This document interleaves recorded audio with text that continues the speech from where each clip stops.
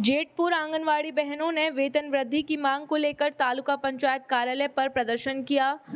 मुख्य मांग हाईकोर्ट के आदेश के अनुसार वेतन वृद्धि लागू की जाए, कार्यकर्ताओं और सहायिकाओं दोनों को छुट्टियों के दौरान भी समान अवकाश मिले और ऑनलाइन काम के लिए उन्हें अच्छे मोबाइल फोन उपलब्ध कराए जाएं। रिपोर्टर फारूक बिलकिया, अमरेली।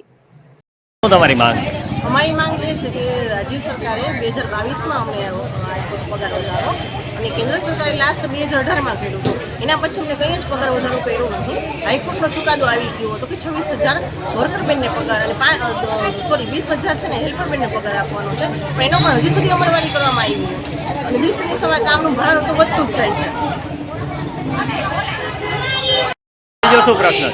આનાથી અમારો તો મેઇન પ્રશ્ન છે કે પગાર વધારો. મોંઘવારીમાં તમે વિચારો, સામાન્ય કરિયાણું વસ્તુ છે, પેટ્રોલ છે, એટલો ભાવ વધારો વધે છે તો સામાન્ય વર્કર હેલ્પર છે એટલા પગારમાં કેવી રીતે ઘર પોતાનું ચલાવે? આમાં તો ઘણા એવા વર્કર હેલ્પર છે જે પોતે ત્યક્તા છે, વિધવા છે, જેનું કોઈ આગળ પાછળ નથી. તમે સામાન્ય 10,000માં કઈ રીતના ઘર ચાલે? 5,500 પોતાનું ઘર કઈ રીતના ચલાવે?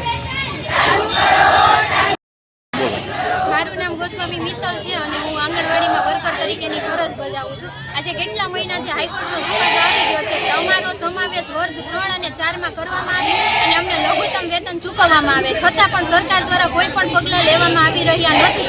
10,000 રૂપિયામાં અમારે કઈ રીતે આટલું બધું કામ કરવું? અને પહેલાં તો ઓનલાઈન કામગીરી એટલી છે કે અમારા મોબાઈલ પણ પ્રોપર ચાલતા નથી, મોબાઈલ અમારા બંધ થઈ ગયા છે, છતાંય ઉપરથી એટલું પ્રેશર છે કે ઓનલાઈન કામ પૂરું કરો. હવે અમે ઓનલાઈન કામ પૂરું કરીએ કે બાળકોને પૂર્વ પ્રાથમિક શિક્ષણ આપે, અમને એ પ્રમાણે વેતન આપે તો અમે અને કામગીરીનું ભારણ ઓછું કરે. એ જ અમારી અત્યારે મુખ્ય માંગ છે અને હાઈકોર્ટના ચુકાદાનો અમલ કરે, અમને કાયમી કરે અને વર્ગ 3 અને 4માં અમારો સમાવેશ કરે. અને વેકેશનનું એક ખાસ છે કે જ્યારે અત્યારે વેકેશન હોય તો વર્કર હેલ્પરને બેને અલગ અલગ વેકેશન આપવામાં આવે છે. હવે જો એ ટાઈમમાં ચેકિંગ આવે તો ત્યારે અમને લોકોને એવું કહે છે કે બાળકો કેમ નથી? બાળકો વેકેશનમાં જતા રહ્યા હોય છે ત્યારે બાળકો હોતા નથી. તમને વર્કર હેલ્પર બંનેને હારે વેકેશન આપવામાં આવે એવી અમારી માંગ છે.